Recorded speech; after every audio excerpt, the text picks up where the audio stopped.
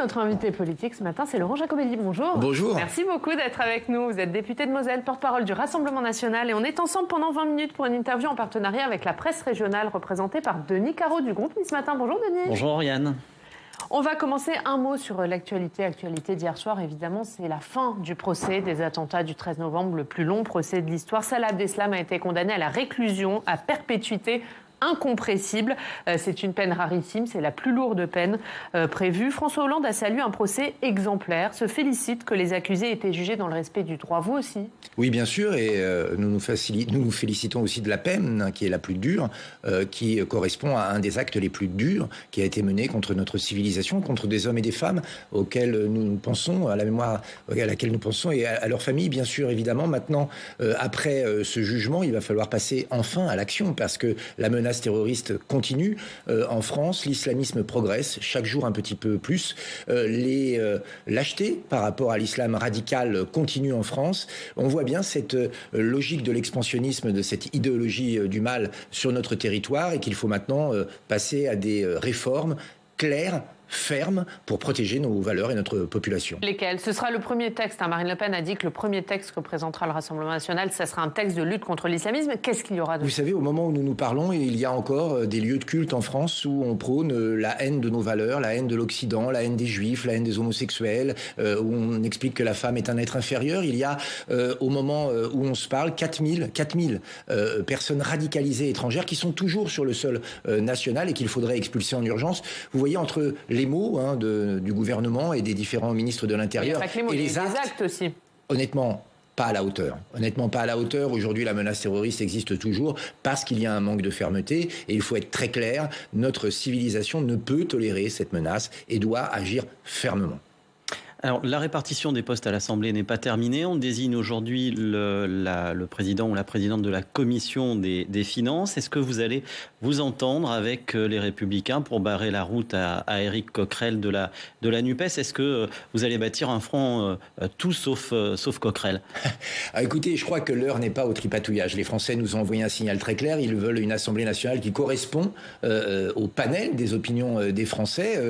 C'est une chance démocratique. Alors, on ne va pas commencer à faire des petites ententes d'arrière-boutique. En revanche, il y a une tradition dans notre République à l'Assemblée nationale, c'est que le président de la Commission des finances soit issu de l'opposition. La première force de l'opposition, aujourd'hui, c'est le Rassemblement national, et nous présentons la candidature de Jean-Philippe Tanguy, qui est quelqu'un qui a, par son parcours personnel, professionnel, par sa rigueur personnelle, serait tout à fait dans le rôle. Et en face, on a M. Coquerel. M. Coquerel, c'est qui ? C'est l'ultra-gauche radicale, c'est la haine des entreprises, c'est le matraquage fiscal, c'est la volonté de faire une inquisition sur tout ce que possède tout un chacun, même s'il est bien sûr très honnête. Donc, bon, mais sauf que là, la NUP est majoritaire. Donc, si mais la NUP, ça ne veut rien dire, je suis désolé. Parce que, ça ne veut rien dire, mais là, s'ils additionnent leurs voix, ils sont majoritaires. Est-ce que vous allez faire une alliance avec les Républicains ? Quand ça les arrange, la NUP, c'est un groupe consolidé. Quand ça les arrange, ils se divisent en 4 groupes pour obtenir plus de choses. Il y a un moment, il va falloir arrêter avec cette mascarade. Éric Coquerel représente un danger pour la République, non pas en tant que personne, mais en tant que les idées qu'il porte. Le comportement de la NUPES à l'Assemblée nationale aujourd'hui, on le voit bien, de blocage, de cris, de coups de buzz, ne correspondent pas à un comportement. Mais si vous considérez que c'est un danger, puisque vous nous dites, pour vous, c'est un danger qu'Éric Coquerel soit à la tête de la Commission des finances, est-ce que vous allez lui barrer la route ou non ? Nous lançons un appel solennel à tous les commissaires aux finances à l'Assemblée nationale de voter pour notre candidat, qui est le candidat de l'opposition, qui représente le sérieux, le travail et la possibilité de travailler en consensus, et non pas un agitateur extrémiste comme M. Coquerel. Est-ce que vous pourriez voter pour la candidate des Républicains ? Mais enfin, c'est une drôle d'idée. Pour l'instant, les Républicains ne sont pas la première force d'opposition. Ils sont même parfois, d'ailleurs, pas toujours dans l'opposition. Donc là, tout ça est un scénario. Donc vous appelez les Républicains à voter pour votre candidat ? Évidemment, dans le respect de nos institutions et de nos traditions. Ça fait quand même tout ça, effectivement, tripatouillage et politique à l'ancienne, non ? Non, justement. En fait, ce qui se passe, c'est que toutes ces règles qui se sont appliquées pendant tout un tas de mandatures on redécouvre aujourd'hui qu'il faudrait peut-être, finalement, comme c'est le Rassemblement national, on va peut-être faire une exception. Pas d'exception. Nous sommes un parti républicain, nous sommes le premier parti d'opposition de France, et nos électeurs valent autant que les électeurs des autres partis. Nos députés valent autant que les députés des autres partis. Et donc les mêmes règles doivent s'appliquer. Nous avons eu 2 vice-présidences. C'est tout à fait normal. C'est là aussi traditionnel. Alors, et les Républicains, ça concerne Éric Ciotti. C'est tout à fait normal, mais la gauche pousse des hauts cris en estimant que ça s'est fait au détriment de la NUPES. Mais la NUPES a eu 2 sièges aussi, et c'est tout à fait normal. Ils ont eu un siège pour les LFI, un siège pour le PS. Ils disent... Mais elle n'a pas eu de siège à la question. C'est Éric Ciotti, le député des Alpes-Maritimes, du coup, qui a eu le siège à la question en échange du fait qu'il n'y a pas de vice-président républicain et qu'il y a 2 vice-présidents RN. Est-ce que vous comprenez ce que dit la gauche Absolument qui dénonce pas. un peu cet accord? C'est de l'instrumentalisation. Je vais vous dire. La NUPES, Madame Fiat, qui est vice-présidente LFI, a eu plus de 300 voix. D'accord ? LFI, ce sont 73 députés. Ce qui veut dire que des gens de la République En Marche, peut-être même des Républicains, ont voté pour Madame Fiat. Et donc, est-ce qu'il y a eu un grand accord entre le gouvernement et la NUPES? Là, ils n'en parlent pas. Allez savoir, allez creuser. Pourquoi vous avez retiré Sébastien Chenu au second tour de l'élection au perchoir à la présidence de l'Assemblée nationale? Là aussi, la gauche dit que vous avez favorisé l'élection d'Yael Braun-Pivet, la candidate de la majorité présidentielle. La gauche est dans cette affaire d'une mauvaise foi absolue, ou alors ils sont vraiment nuls en mathématiques, ou les deux, allez savoir. Sébastien Chenu aurait fait un excellent président de l'Assemblée nationale. Dès le premier tour, on a compris que ce ne serait pas le cas. 2 possibilités. Se maintenir pour rien. Parce qu'au final, Mme Yael Braun-Pivet aurait été élue aussi au 3e tour. Ou se dire, fluidifions le processus, fluidifions la méthode, nous n'avons aucune chance, ça ne changera pas le résultat, plutôt que de continuer à voter pendant un temps infini pour avoir la même chose. Retirons-nous ce que nous avons fait, ce qui était logique, ce qui permettait, je le répète, de fluidifier nos institutions. Ça n'aurait rien changé que nos amis de la NUPES prennent leur calculette et fassent leurs calculs. S'ils croient qu'ils auraient eu une chance, la moindre chance d'acquérir la présidence de l'Assemblée nationale, je crois qu'ils vivent dans le fantasme. Est-ce que vous regrettez les propos du doyen de l'Assemblée, José González, qui est issu de vos rangs, sur l'Algérie française et l'OAS? Est-ce qu'il a été au minimum maladroit? Non. D'abord, il a fait un très beau discours qui a ému toute l'Assemblée nationale, dont je rappelle la quasi-totalité des députés ont applaudi José González, parce qu'il a parlé de son passé. C'est un homme qui a été meurtri d'être chassé de sa terre, qui était à l'époque l'Algérie, et c'est vrai que l'Algérie était en France, pour être rapatrié en France. Il le porte, et ça explique aussi son parcours de vie, et donc son parcours politique. Quant aux propos sur l'OAS, il n'a pas eu de propos sur l'OAS, justement. On lui a posé une question, parce que certains esprits chagrins ont dit... Après le discours. Après le discours, donc il vient... il est né en Algérie française, donc allez savoir, peut-être qu'il y a un lien avec l'OAS, et donc ils lui ont posé des questions perfides. Et l'attitude de José González a été plutôt sage, et de dire, mais je ne suis pas ici pour juger ou pour parler de ça, c'est pas le but de cette journée. Et il a bien fait de se mettre en retrait. Certains l'ont interprété de manière, on va dire, fallacieuse, mais vous savez, la NUPES, pour être clair, ne cherche qu'une chose, c'est semer le trouble partout, créer l'indignation partout, même lorsqu'il n'y a pas lieu. Ce sont des gens qui refusent de serrer la main à l'opposition. Ce sont des gens qui se comportent mal, même au sein de l'Assemblée nationale. Et donc, si on continue, si vous, journalistes, continuez à suivre comme ça la voie tracée par la NUPES, honnêtement, on n'en a pas fini. Un peu de calme, un peu de cohésion. Mais tout le monde, c'est-à-dire tout le monde, la France insoumise, les socialistes, les communistes, les Verts, vous mettez tout le monde à égalité ? Écoutez, il y a bien quelques socialistes un peu madrés qui connaissent le travail parlementaire et qui prennent un peu de champ, je crois, par rapport aux agitations de la NUPES. Mais oui, les Verts sont complètement dans la même tonalité, et les communistes aussi. Donc c'est dommage, j'espère qu'ils vont retrouver Fabien un peu de calme. Roussel, il prend ses distances, lui, avec la NUPES depuis le début de cet accord. Oui, tout à fait, vous avez raison, mais c'est pareil. Vous mettez dans le même panier aussi. Écoutez, la NUPES, pour l'instant, moi je vous dis, j'ai un peu de mal avec cette formation qui, de temps en temps, est une formation unie, et parfois elle n'est pas, donc... Marine Le Pen explique qu'elle n'hésitera pas à être constructive, qu'elle ne s'opposera pas systématiquement. Elle n'est pas butée sur la question de la motion de censure. Est-ce que l'idée, c'est que le Rassemblement national montre pendant 5 ans qu'il est respectable, en contraste avec notamment les élus de la NUPES? Alors j'ai un scoop pour vous. Le Rassemblement national est un parti respectable. Nous sommes des députés respectables. Nos électeurs sont respectables. Nous n'avons pas à le prouver. Depuis 50 ans, notre parti ou son ancêtre présente des candidats aux élections et nous acceptons le verdict des urnes. Et quand mais là, on a l'impression que vous cherchez à vous notabiliser dans cette attitude que vous avez depuis le début de la législature. Responsable. Il y a 89 députés du Rassemblement national qui ont été élus pour faire un travail parlementaire. Nous ferons donc un travail parlementaire. Marine Le Pen l'a très bien expliqué, quand un projet de loi est bon, nous le voterons. Quand il est moyen, nous l'amenderons. Quand il est mauvais, nous le rejetterons. Certains, comme à la France Insoumise, ont compris qu'il n'était pas le premier groupe d'opposition et ont donc décidé de faire de l'Assemblée nationale un cirque pour faire du bruit, pour faire du buzz, pour promouvoir soit leur carrière personnelle, soit des idées parfois anti-républicaines. Ce n'est pas notre vision des choses. Nous sommes des parlementaires responsables, nous sommes là pour améliorer le sort des Français et c'est pour ça que nous allons travailler, évidemment sur le pouvoir d'achat, évidemment sur la sécurité, évidemment sur la migration et aussi sur la réforme de nos institutions. Une fois encore, l'Assemblée nationale est un lieu où vit la République. Et c'est un lieu de dialogue, de débat constructif. Nous sommes un parti d'opposition, nous ne sommes pas un parti d'appoint de la majorité. Mais l'opposition peut être intelligente. Elle peut parfois être aussi cafouilleuse et chaotique. Mais ça, nous laissons ce rôle-là à la France Insoumise. Qu'est-ce que vous voulez faire sur la réforme des institutions ? La proportionnelle. C'est une évidence et c'est une urgence, même si, vous voyez, le plafond de verre a sauté et que même le scrutin majoritaire à 2 tours permet aujourd'hui d'avoir des élus Rassemblement national. Mais justement, vous allez encore porter ce dossier de la proportionnelle ? Mais bien sûr, parce que nous ne le faisons pas pour des raisons égoïstes, nous le faisons pour des raisons de justice, de juste représentation des opinions des Français. Et puis le référendum d'initiative citoyenne, parce qu'enfin, depuis 5 ans, et même avant d'ailleurs, les citoyens se sont éloignés des urnes. Pourquoi ? Parce qu'on ne les entend pas, on ne les écoute pas. Regardez ce qui s'est passé avec les Gilets jaunes. Et donc ce référendum est devenu une nécessité. Et nous lutterons pour qu'il soit gravé dans nos lois. Est-ce qu'Elisabeth Borne doit se soumettre à un vote de confiance mardi prochain après le discours de politique générale ? Écoutez, si elle le fait, ce serait la logique des choses. Si elle ne le fait pas, dont acte. Mais vous savez, nous n'allons pas juger Elisabeth. Mais vous ne poussez pas à ce qu'elle le fasse ?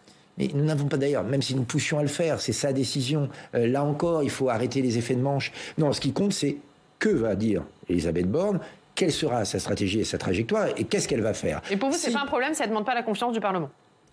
Écoutez, je pense que ce serait mieux qu'elle le fasse. Voilà. Mais une fois encore, je peux bondir, monter sur la table et sauter, ça ne changera rien. Donc soyons calmes, attendons de voir ce qui se passe. En revanche, là où on l'attend au tournant, c'est sur la retraite à 65 ans. Est-ce qu'elle va continuer avec ce projet injuste, socialement inexplicable et financièrement infondé? Est-ce qu'elles vont continuer à ignorer les sujets de la sécurité et de l'immigration? Alors je ne parle pas de tweet de M. Darmanin, je pense de mesures concrètes, parce que là encore, les feux sont au rouge. Est-ce que le dialogue que nous voulons entamer sur les institutions... Il y a un projet de loi de sécurité intérieure qui a été présenté après un discours d'Emmanuel Macron. Ce sera probablement le 10e. S'il est aussi inefficace que tous ceux qui ont précédé, nous permettrons d'avoir des critiques. Une fois encore, on peut être dans une opposition ferme, mais intelligente. C'est clairement notre objectif. Les sujets que vous venez d'évoquer, est-ce que Elisabeth Borne et Marine Le Pen s'en sont parlé hier lors de leur rencontre ? Oui, Marine Le Pen, lorsqu'elle rencontre le Premier ministre, la Première ministre ou le Président de la République, rappelle à chaque fois quelles sont les urgences sur lesquelles nous devons travailler, parce que parfois on a l'impression qu'ils sont un peu déconnectés des réalités, qu'ils viennent avec nous en circonscription. Le pouvoir d'achat est une urgence et les Français ne demandent pas un chèque temporaire, ils veulent des mesures pérennes, comme par exemple la baisse de la TVA sur l'essence de 20% à 5,5%. Croyez-moi, là-dessus on va se battre. Sur l'immigration, alors j'entends des discours bien sûr, mais 1,3 million de migrants légaux supplémentaires en 5 ans avec Emmanuel Macron, il faut dire stop. La sécurité, chaque jour l'ensauvagement de la société saute à la une des titres de la presse régionale, vous devez le voir comme moi, il suffit de lire ces journaux qui souvent d'ailleurs disent plus la réalité que les grands journaux nationaux, et je dois vous en rendre grâce. Eh bien on voit bien tout ce qui se passe, tout ça il faut agir, nous on est là pour agir, voilà, clairement. Alors justement, sur le pouvoir d'achat, on ne peut pas dire que le gouvernement n'agit pas. Il a annoncé hier le versement d'un chèque alimentation de 100 € pour 9 millions les 9 millions de Français les plus pauvres.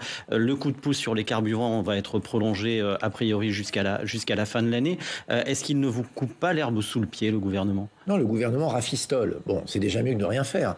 Mais il y a un moment, il va falloir des mesures pérennes, comme je le disais tout à l'heure. Mais là, vous allez les voter, ces mesures, parce qu'elles vont être soumises au Parlement. J'ai parlé de la baisse de la TVA. On pourrait parler aussi d'une mesure que nous avons. C'est-à-dire que quand dans une entreprise, le chef d'entreprise augmente les salaires de 10%, ces 10% sont exonérés de charges patronales. Ce qui est une bonne solution pour l'entreprise, pour le salarié évidemment, et qui ne nuit pas aux caisses de l'État. Nous avons tout un tas de solutions à proposer. Vous savez, l'Assemblée nationale n'est pas une chambre d'enfer. d'enregistrement. Nous n'allons pas simplement attendre les propositions du gouvernement sagement assis sur nos bancs et appuyer pour ou contre. Nous allons faire des propositions et c'est ce que nous allons faire. Maintenant, nous sommes pragmatiques. Nous allons essayer de faire entendre notre voix, nos propositions. Et au final, si le projet améliore, ne serait-ce qu'un peu, le quotidien des Français, évidemment, nous le voterons. Ce chèque de 100 €, c'est une bonne chose? Honnêtement, c'est mieux que rien. Mais je crois que dire qu'aujourd'hui, la 6e ou 7e puissance mondiale en est réduite à donner des tickets d'alimentation à sa population, c'est un constat d'échec. Donc je le répète, il faut des mesures pérennes sur le pouvoir d'achat, mais sur l'emploi aussi, sur les retraites. Parce que on peut se féliciter des chiffres de l'emploi comme le fait le président de la République, mais plus de 5 millions de chômeurs, c'est encore trop. L'indexation des retraites, il est temps de l'indexer complètement sur le coût de la vie. 3,5-4%, c'est bien, mais quand on a une inflation de 8%, ça veut dire pour nos retraités une baisse du pouvoir d'achat. Donc il faut aller profondément dans des mesures structurelles de notre pays. Les chèques, honnêtement, les Français ne veulent pas faire l'aumône, hein. Ils veulent vivre bien de leur travail ou de leur retraite. Sur un mot juste sur les collectivités, puisque les collectivités, elles font face évidemment à la hausse des prix de l'énergie. Elles vont aussi devoir financer la hausse des salaires des fonctionnaires territoriaux de 3,5%. Est-ce qu'il faut des mesures pour les aider? Mais bien sûr, parce que c'est un effet ciseau terrible pour les communes, dont les dotations, par exemple les communes, dont les dotations ne cessent de diminuer depuis des années, et qui se retrouvent là avec une augmentation de la masse salariale, qui est juste d'ailleurs pour les agents territoriaux, mais que les caisses des communes ne pourront pas financer. Et que fait l'État face à ça? Rien. Donc l'État décide d'augmentation qu'il ne finance pas lui-même. Donc là aussi, il y a quelque chose qui ne marche pas, qui ne fonctionne pas. On est dans l'effet d'annonce, malheureusement. On voit bien que derrière... Vous demandez des aides pour les collectivités? C'est une évidence. Sinon, les collectivités vont être asphyxiées. Ça veut dire moins d'investissement dans l'associatif, moins d'investissement dans le scolaire aussi, hein, parce que les écoles sont gérées par les communes, moins d'investissement dans les infrastructures. Donc on ne peut pas opposer la juste hausse des salaires avec la gestion de la vie quotidienne de nos concitoyens. C'est à l'État de voir les choses autrement. Et là aussi, hein, le millefeuille, il va falloir voir, parce que les communes, les communautés de communes, les départements, les régions, ça commence à faire beaucoup. Et c'est un peu incompréhensible. Vous voulez supprimer des échelons? En tout cas, il faut rationaliser, ça c'est clair. Un mot sur l'énergie, justement, pour continuer. Oui, le gouvernement va prolonger le bonus écologique de 6 000 € pour l'achat de véhicules électriques. On sait que la fin du thermique a été décidée par l'Europe en 2035. C'est une folie. C'est une folie de mettre la charrue avant les bœufs.